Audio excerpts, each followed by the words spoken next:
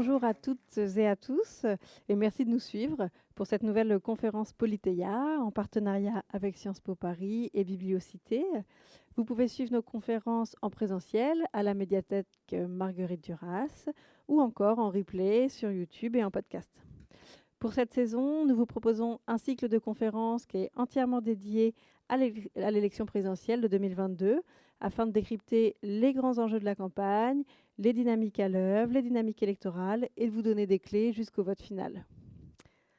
Alors que nous sommes désormais à une semaine du premier tour de l'élection présidentielle, il semble que la campagne ait été marquée par une forme de désintérêt. Alors, si le faible engouement des Françaises et des Français à l'égard de cette élection, il peut se comprendre à l'aune du contexte de la guerre en Ukraine, des 2 années de Covid, il interroge également sur le rapport à la politique, sur le rapport à l'État, sur le rapport à nos institutions. En effet, si le scrutin présidentiel est traditionnellement celui qui mobilise le plus parmi les électeurs et les électrices, on s'attend cette fois, si on en croit les sondages, à une abstention d'environ 30%. Alors ce chiffre, il interroge. Est-il révélateur d'un rejet des candidates et des candidats? Est-il révélateur d'un rejet des partis? Ou plus largement, est-ce qu'il révèle un rejet, une défiance à l'égard de l'État et de ses institutions?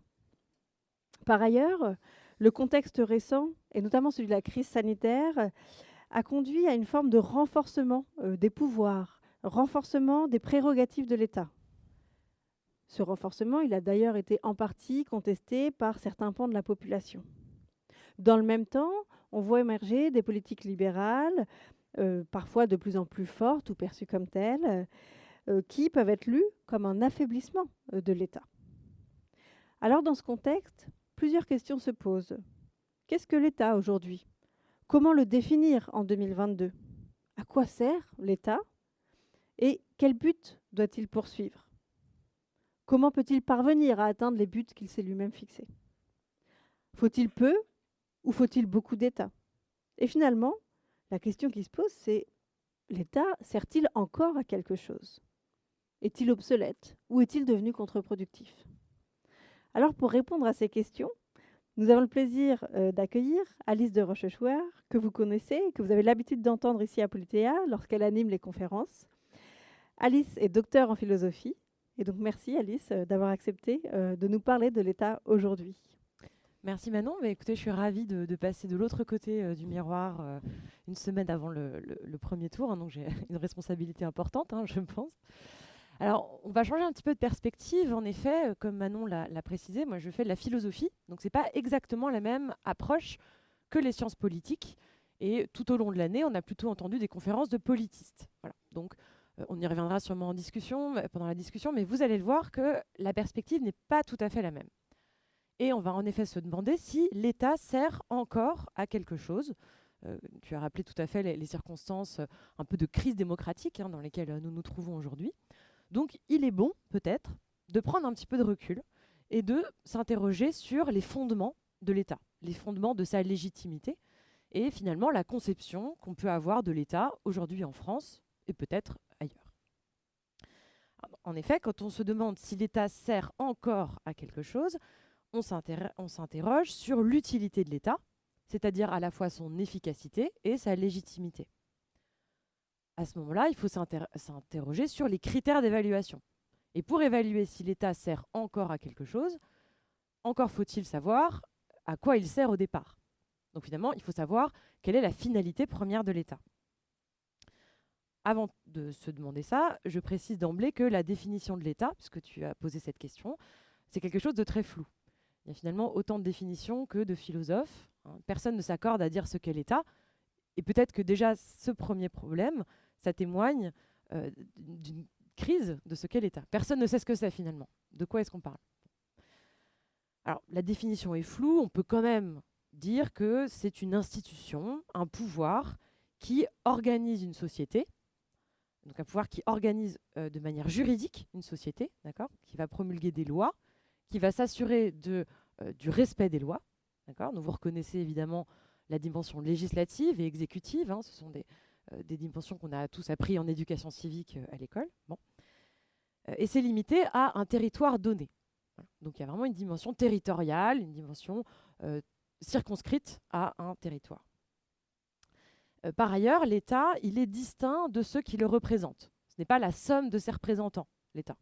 Donc finalement, il y a un caractère un petit peu intangible de l'État. Ce serait une espèce d'entité un peu floue qui surplombe la somme de ses agents. Voilà. Donc il y a ce caractère un peu intangible, mais il y a aussi cette permanence, finalement. Un peu comme dans la monarchie, hein, vous vous souvenez, l'État est mort, vive le roi. C'est-à-dire la mort de la personne du roi ne signifie pas la mort de la monarchie et de l'État. Il y a une continuité, une permanence. On retrouve ce principe dans la démocratie et dans la République. Donc caractère intangible et caractère de permanence. Et pour qu'il y ait ce caractère de permanence, il faut un fondement. Il faut un fondement. Il faut que l'État soit fondé sur quelque chose. Si Emmanuel Macron est réélu, bon, l'État sera finalement toujours le même, que ce soit Macron ou quelqu'un d'autre. Mais bon, ça se discute et c'est ce qu'on va peut-être faire dans cette intervention aujourd'hui. Je reviens sur la question des finalités de l'État. En effet, cela ne va pas de soi. À quoi sert l'État au départ?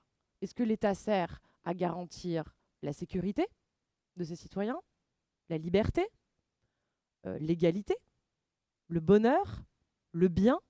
Voilà. Vous voyez qu'il y a énormément de réponses qui vont finalement organiser derrière des conceptions différentes de l'État. Dans la modernité politique, donc à peu près à partir du XVIIe siècle, et on va revenir un petit peu aujourd'hui sur certaines théories qui organisent nos conceptions aujourd'hui contemporaines. Donc, dans la modernité politique, on a tendance à concevoir l'État à partir de la notion de contrat social. C'est sûrement une expression que vous avez déjà entendue, puisque c'est une expression qui est encore reprise aujourd'hui. Il n'y a pas si longtemps, on y reviendra peut-être en discussion, Macron a parlé de la nécessité d'élaborer un nouveau contrat social. Voilà, un nouveau contrat social. Alors le contrat social, c'est une expression que vous avez peut-être déjà entendue chez Rousseau. Voilà, Jean-Jacques Rousseau a écrit un ouvrage qui s'appelle Du contrat social. On va y revenir tout à l'heure. Mais cette notion de contrat, elle est en réalité fondatrice de notre modernité politique. Pour le dire un petit peu de manière large, et on va revenir plus en détail, la notion de contrat social, elle signifie que le pouvoir et l'État doivent son origine et sa légitimité à une sorte d'accord, une sorte de contrat, qui serait passé entre le peuple, ou les citoyens, et une instance qui gouverne. Voilà. L'idée, en réalité, c'est que les individus disposeraient d'un certain nombre de droits naturels, de droits, voilà, qui vous seraient innés, voilà. Mais vous allez transférer ces droits individuels à une instance souveraine. Voilà l'idée de contrat. Vous transférez vos droits et en retour, l'État va vous dispenser sécurité, liberté, égalité en fonction de la finalité que vous avez déterminée. Voilà de manière générale ce que c'est qu'un contrat social. On va revenir un petit peu en détail, comme je vous l'annonçais, sur différentes conceptions. Parce qu'évidemment, les auteurs ne s'accordent pas tous sur les modalités de ce contrat social, mais également sur ses finalités. Le fondateur de la notion de contrat social, c'est un philosophe anglais qui s'appelle Thomas Hobbes.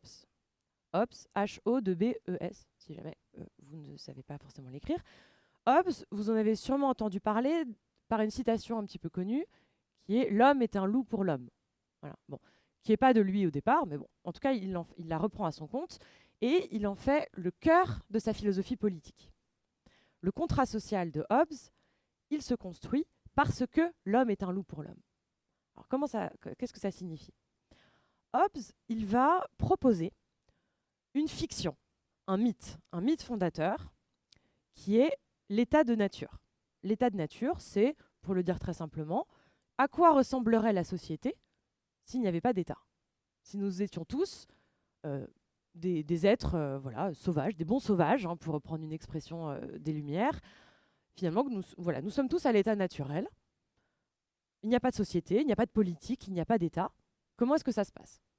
Hobbes vous répond très simplement, l'homme est un loup pour l'homme. L'homme va chercher son propre intérêt. Il va chercher la domination. Il va chercher à accroître sa puissance. Donc forcément, l'état de nature chez Hobbes, c'est l'état de guerre de tous contre tous. Voilà. Forcément, si vous décrivez des êtres humains comme ça ne peut pas bien se passer. si des instances ne sont pas là pour réguler cet état de nature. Donc finalement, les hommes sont en compétition. Les hommes sont en compétition, ils vont se nuire les uns les autres. Et donc, il faut limiter ces intérêts individuels. Voilà. Parce que l'objectif, finalement, de chacun, c'est de survivre. On est d'accord. Mais si vous êtes en permanence menacé par celui qui est à côté de vous, qui veut, en gros, vous tuer pour accroître sa puissance, à ce moment-là, vous ne pouvez pas subvenir à votre propre sécurité. Donc, de ce fait, vous êtes obligé de construire un État qui va garantir votre sécurité. Donc, vous l'aurez compris, dans le cadre de Hobbes, la finalité de l'État, c'est d'assurer la sécurité des citoyens. Alors, pour ce faire, c'est assez radical, hein, Hobbes, vous allez voir, vous allez totalement abdiquer votre liberté individuelle, vous allez totalement la transférer à une instance souveraine. Alors ça peut être un roi dans une monarchie, mais ça peut être aussi éventuellement un parlement ou un exécutif fort. Mais vous allez totalement renoncer à votre liberté individuelle au nom de votre sécurité. Donc finalement, le contrat social, chez Hobbes, c'est un pacte de sujétion. Vous devenez sujet et vous allez vous assujettir littéralement à une instance qui va assurer votre sécurité. Bon, c'est évidemment pas une perspective très réjouissante, mais vous l'aurez compris, c'est un pouvoir qui va donc être absolu. Parce que derrière, vous vous engagez à obéir. Voilà, pas de contestation chez Hobbes. Le pouvoir est absolu. Donc le contrat social, chez Hobbes, c'est une promesse d'obéir qui repose sur la peur. Bon, finalement, certains disent que c'est plus une communauté du survivre ensemble qu'une communauté du vivre ensemble. Ce qui est intéressant quand même, c'est que dans cette conception du contrat social, qui est, je le répète, fondatrice de la modernité. Fondatrice de la modernité parce que c'est la première fois, et c'est ce qui marque la modernité philosophique, c'est la première fois qu'on va fonder le gouvernement sur quelque chose qui n'est pas d'un ordre divin. Voilà. Avant cela, on va fonder finalement, par exemple, la monarchie de droit divin, hein, on a tous entendu ça sur Louis XIV, hein, c'est des mots qu'on connaît, c'est fondé sur Dieu finalement, voilà, sur la religion. La modernité, elle se caractérise par une volonté d'autonomie. Elle veut se fonder elle-même sans recours à une transcendance ou à une divinité. Voilà. Mais dans cette première proposition de la modernité philosophique, vous voyez que c'est bien une communauté de la peur. Si Hobbes répondait à la question qui est la nôtre, oui, l'État sert encore à quelque chose parce que sinon, on va tous s'entretuer. Bon. Alors, on peut se rassurer, il y a eu d'autres conceptions du contrat social depuis qui vont davantage correspondre à notre modernité, à notre démocratie aujourd'hui. Et je vais vous parler de deux autres traditions. Pourquoi ces deux autres-là donc celle de John Locke, d'une part, John Locke, L-O-C-K-E, qui est un Anglais, et Rousseau, de l'autre, Jean-Jacques, que nous connaissons hein, bien en France. Pourquoi je vais vous parler de ces deux traditions-là? Parce que elles vont plus s'intéresser, toutes ces deux traditions, à la liberté, donc non plus la sécurité, mais la liberté, néanmoins de manière totalement différente. Or, Locke va plutôt organiser la tradition anglo-saxonne et Rousseau, la tradition française. Donc vous allez reconnaître, finalement, des sensibilités qui sont encore valables aujourd'hui. Locke, des sensibilités plutôt anglo-saxonnes et même américaines aujourd'hui. Locke a inspiré la Constitution, la Déclaration d'indépendance américaine, hein, c'est pas historiquement incarné. Et Rousseau a inspiré la Déclaration des droits de l'homme de 1789 et organise aujourd'hui, c'est finalement le fondement de la pensée républicaine aujourd'hui française. Vous allez reconnaître tout ça. Alors, je vais vous parler d'abord de John Locke. Donc John Locke, c'est 1690 à peu près. Enfin, non, tout court. J'avais pas précisé, Hobbes, c'est 1650, pour situer un petit peu les moments, les périodes. Donc John Locke, 1690, c'est le fondateur de la séparation moderne des pouvoirs. Donc ça n'est plus une concentration des pouvoirs dans un pouvoir absolu comme chez Hobbes. Au contraire, chez Locke, il y a une séparation des pouvoirs, exécutif et législatif. Quelque chose qui sera repris par Montesquieu. Désolé, mais ce n'est pas Montesquieu qui a inventé la séparation des pouvoirs. Malheureusement, ce n'est pas un Français, c'est John Locke. Alors, ce qui est intéressant chez John Locke, c'est que lui aussi va mobiliser cette fiction, ce mythe d'un état de nature, comme chez Hobbes. Et Rousseau le fera aussi. Alors, chez Locke, le point de départ est totalement différent, puisque l'homme n'est pas aussi mauvais que dans la théorie hobbésienne.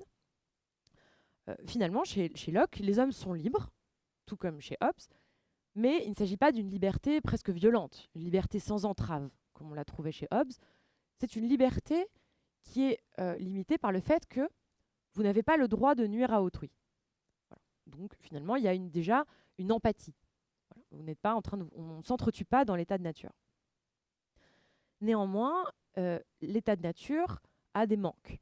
Alors déjà, il peut y avoir parfois une rareté, parce qu'il peut y avoir une raréfaction des ressources naturelles. Donc il commence à y avoir une compétition.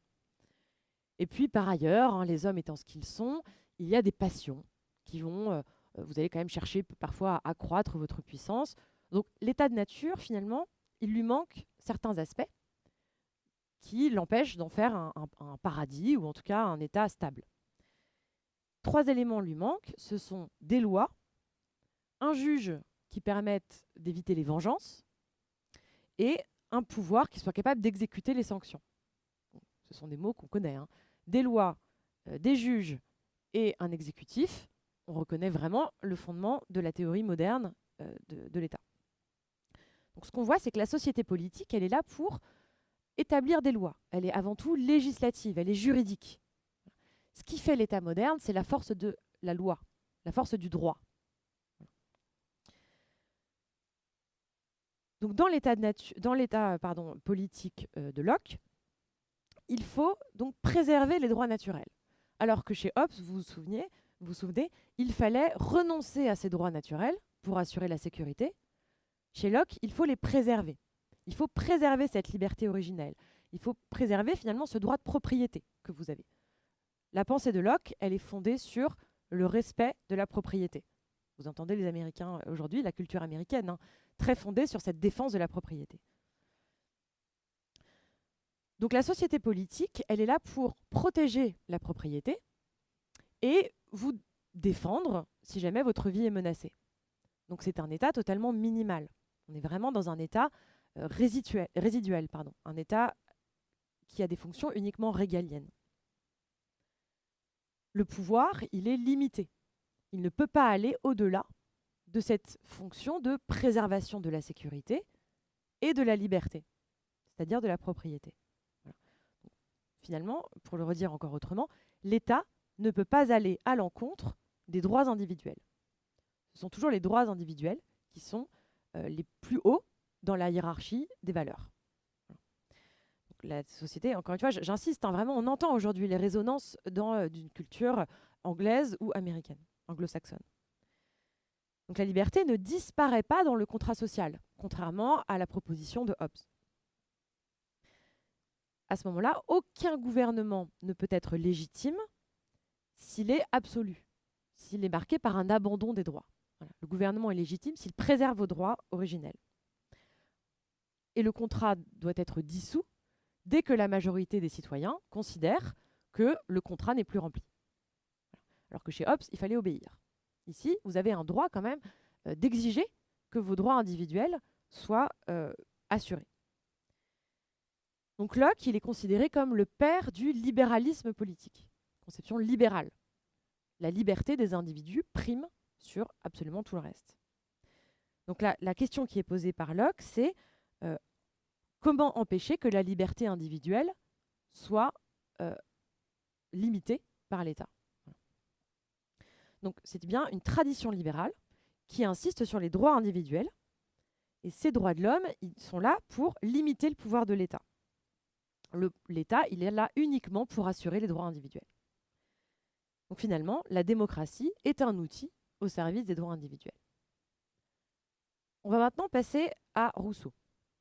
Alors, Rousseau, il organise la tradition française et vous allez voir que la conception n'est pas du tout la même. Alors Rousseau, c'est un siècle plus tard, 1760. Donc Rousseau, qui a écrit le contrat social, va aussi mobiliser la fiction d'un état de nature. L'état de nature chez Rousseau ressemble un petit peu à celui de Locke, alors pas tout à fait, Mais là aussi, l'homme n'est pas méchant et n'est pas non plus injuste. Il a même pitié de son semblable, donc il ne souhaite pas voir son semblable souffrir. Alors, néanmoins, l'état de nature n'est pas un paradis. Même s'il y a une abondance, bon, c'est pas un paradis, c'est pas un âge d'or. L'idée, c'est pas de revenir à l'état de nature. Alors Rousseau est parfois caricaturé, justement en ces termes. Il a été pas mal caricaturé par Voltaire, dans Candide, Zadig, etc.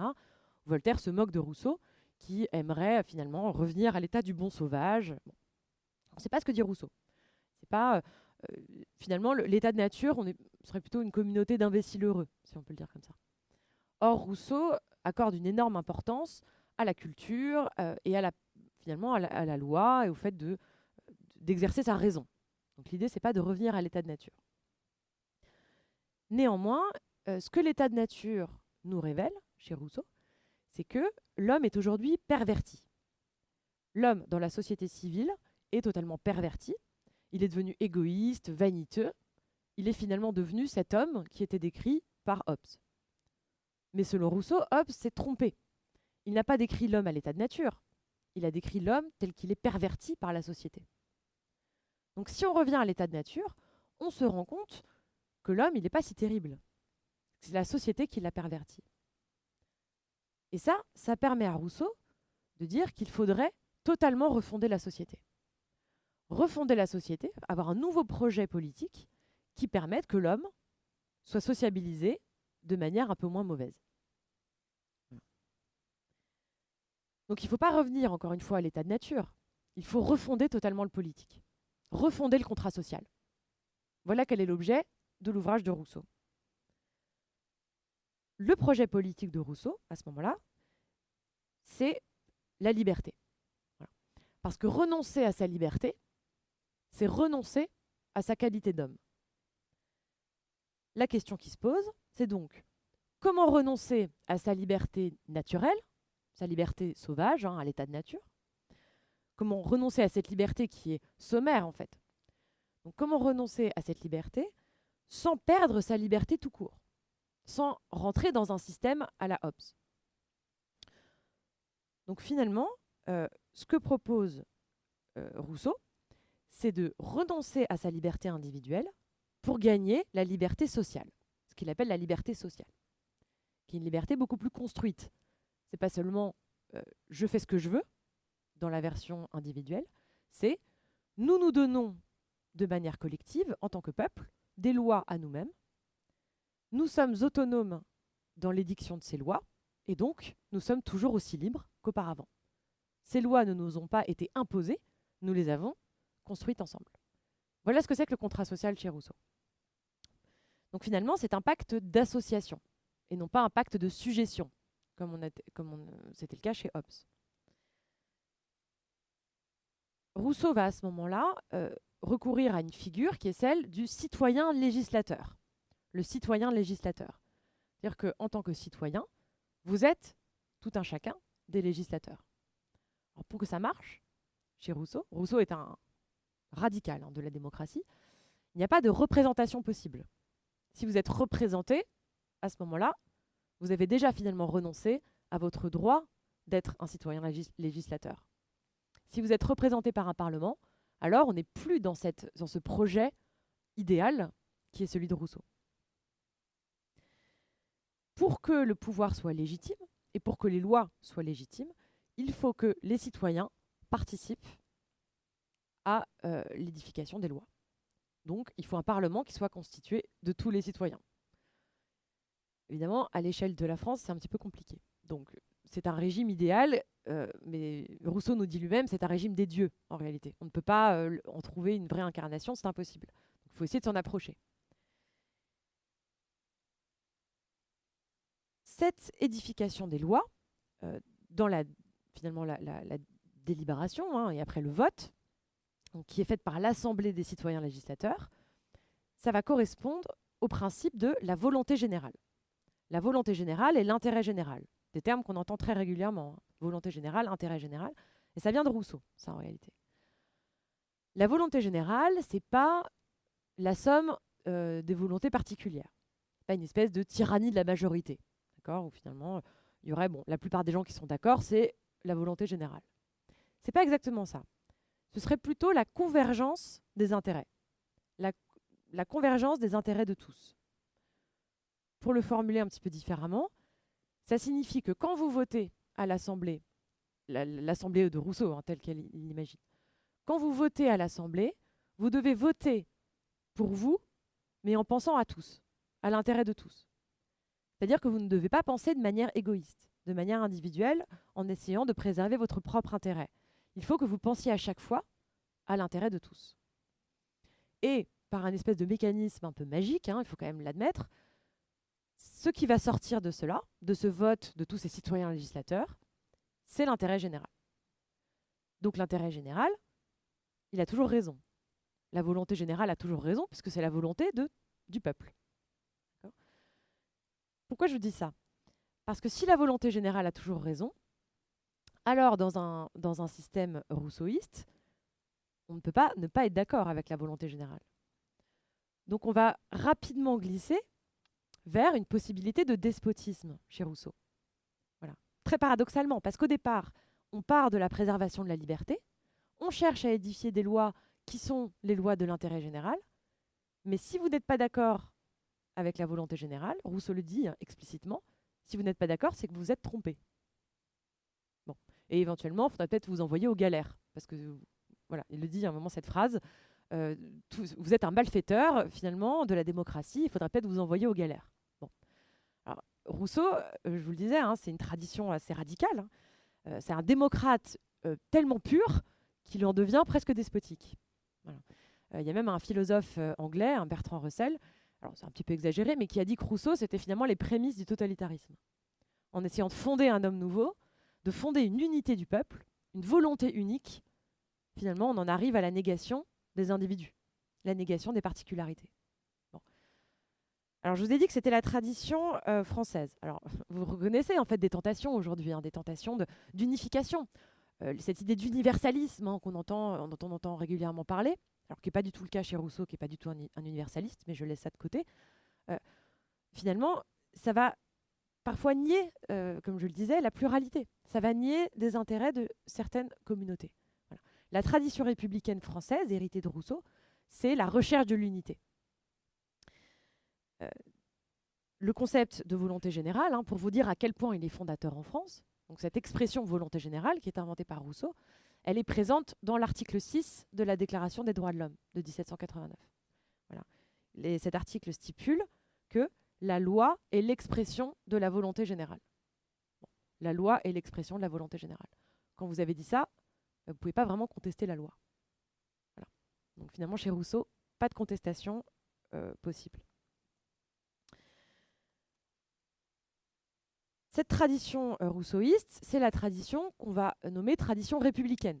Je parlais de la tradition libérale, ça c'est la tradition républicaine, comme je le disais, qui va rechercher l'unité, l'union démocratique, et non pas seulement la préservation des droits individuels. Donc, on pense aux citoyens législateurs, et non pas à l'individu égoïste, et on va chercher l'intérêt commun, le bien commun, l'intérêt général, plutôt que la protection des intérêts privés.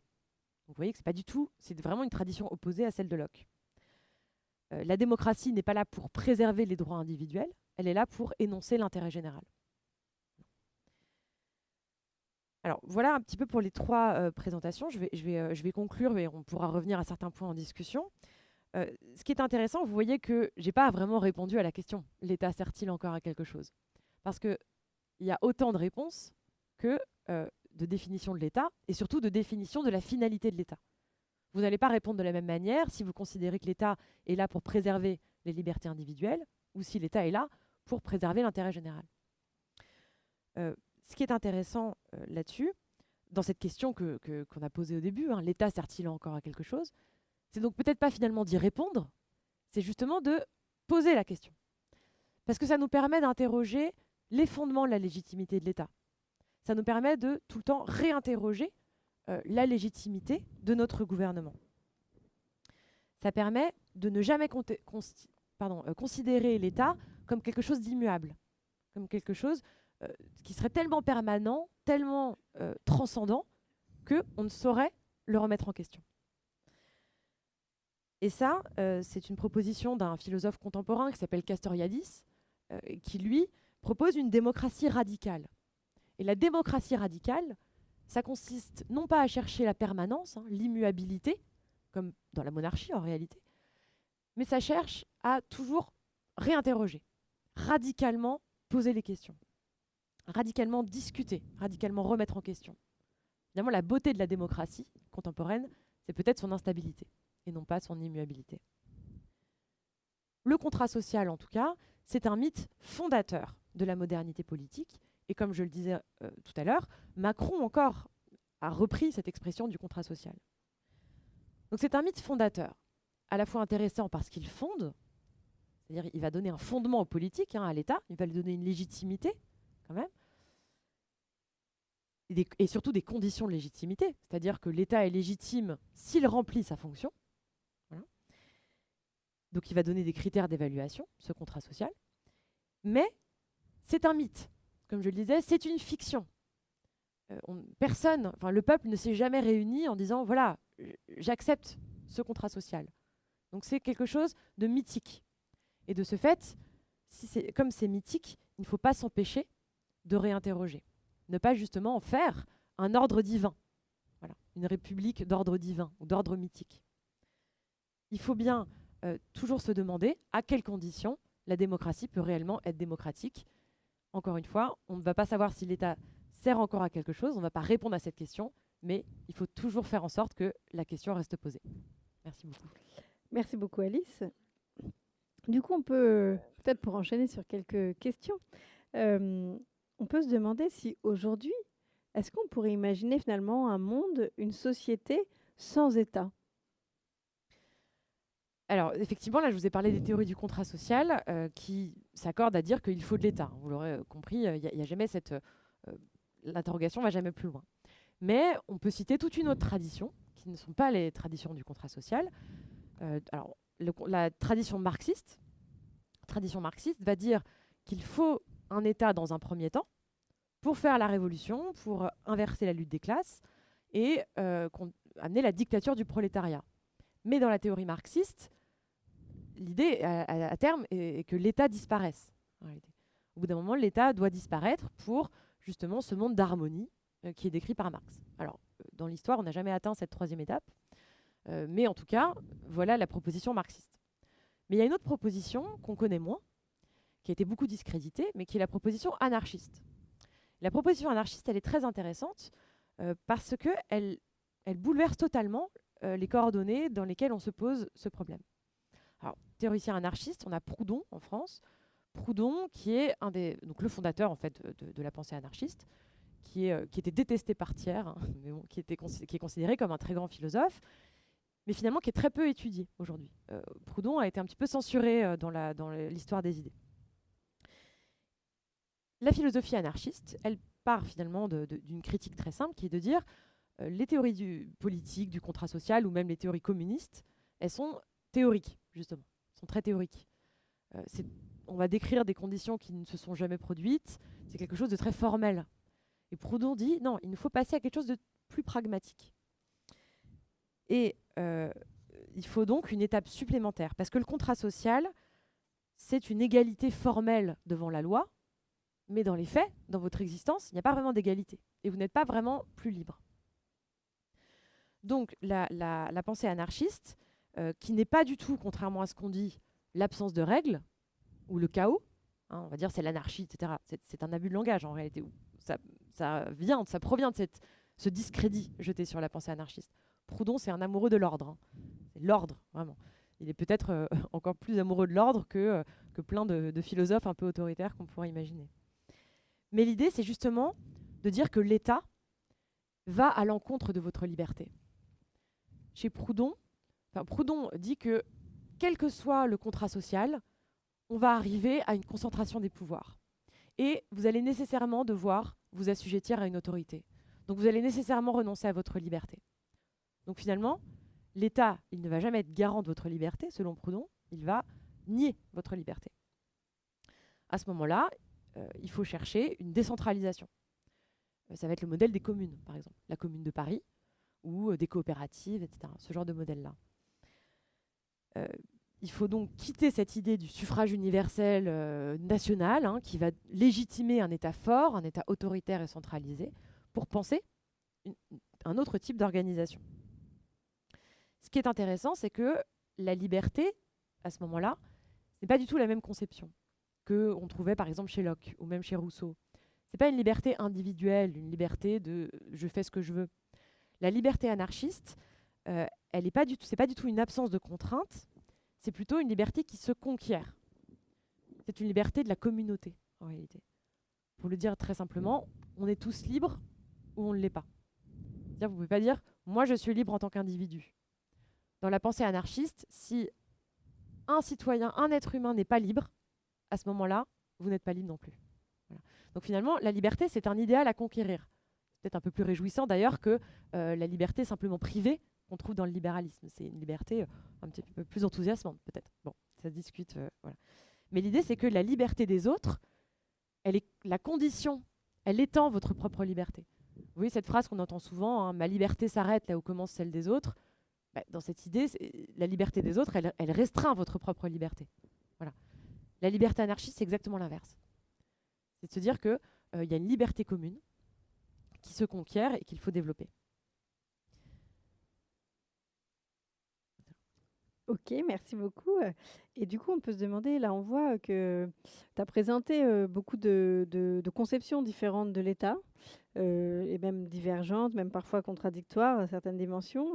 Et si on se remet dans le contexte électoral, en fait, dans lequel on est, on peut se demander dans quelle mesure, selon la personne qui va être élue, selon les différents candidats, est-ce que ça va amener à une redéfinition de ce qu'est l'État?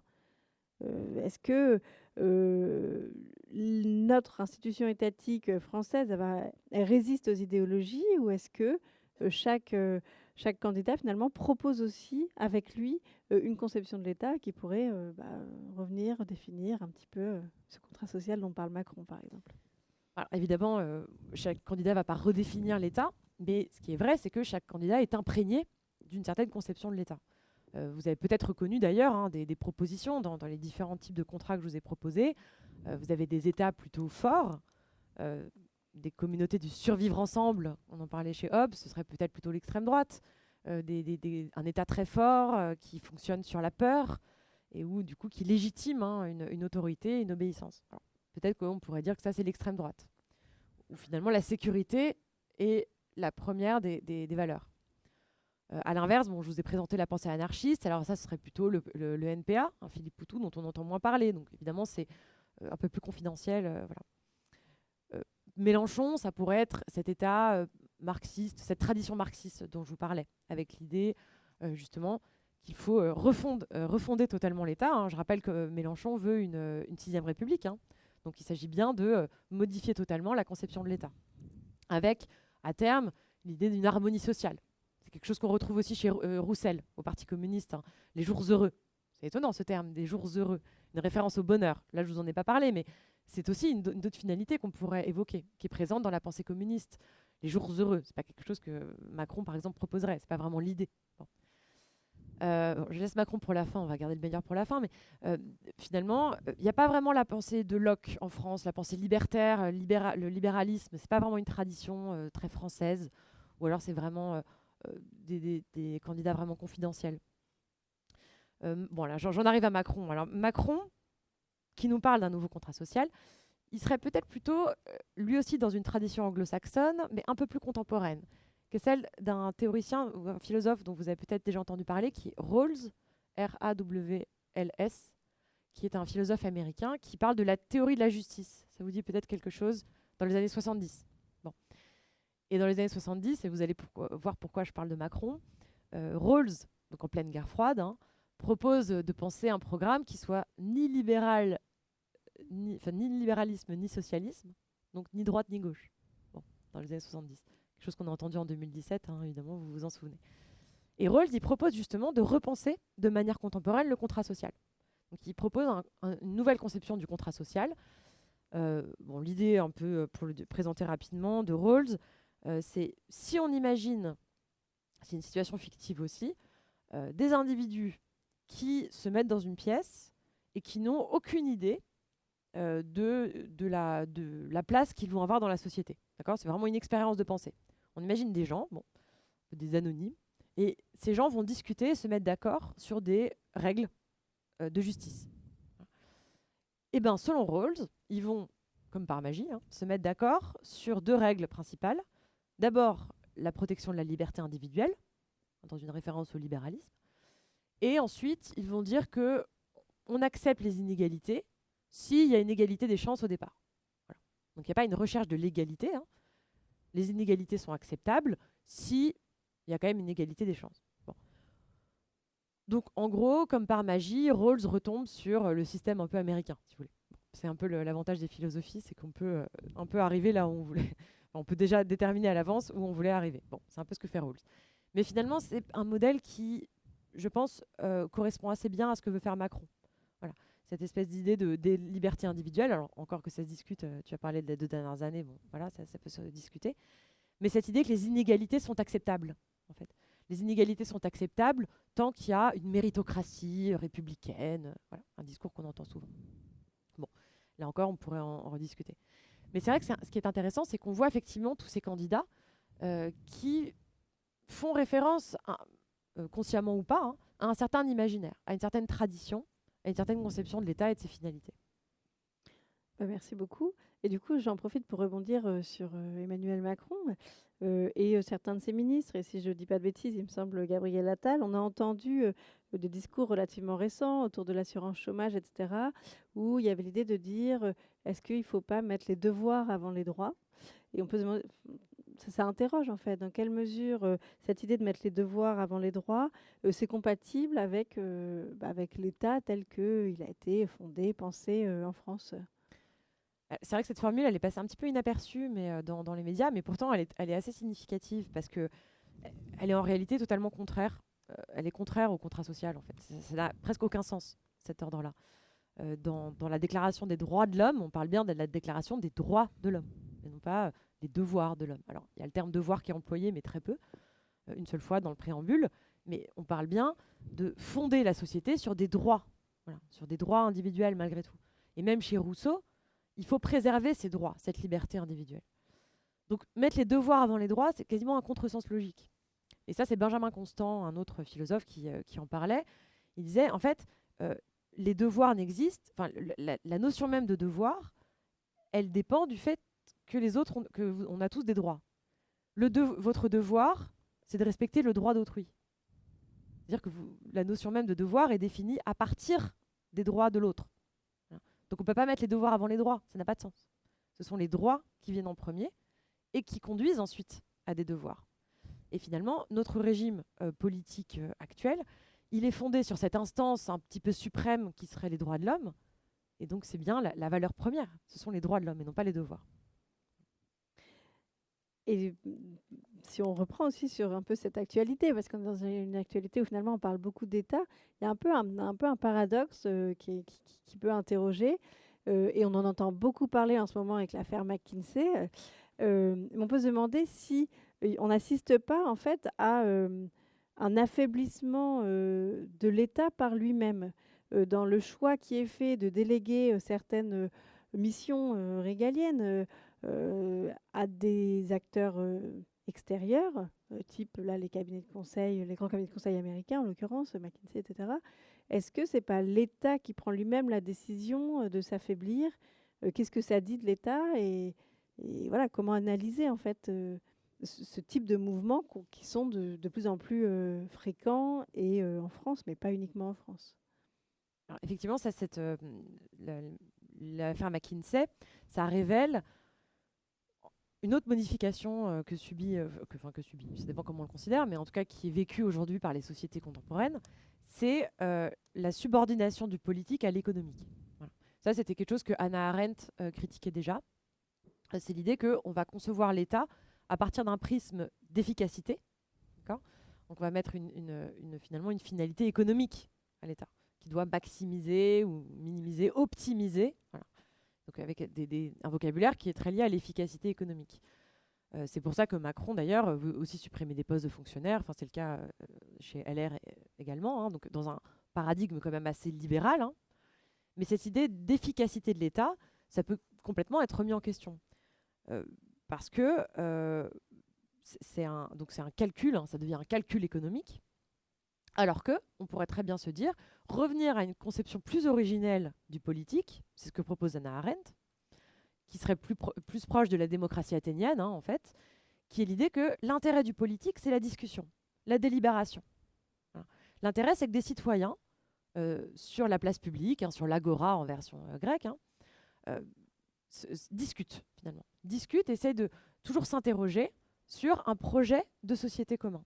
Plutôt que de déléguer totalement leur capacité de réflexion et de discussion à une instance technocratique qui répondrait à des logiques économiques. Et Hannah Arendt, elle critiquait déjà en fait cette volonté d'efficacité, cette technocratie qui conduirait à l'époque au conditionnel chez Arendt, mais ça s'est réalisé depuis, à un mutisme des citoyens, à un désengagement des citoyens.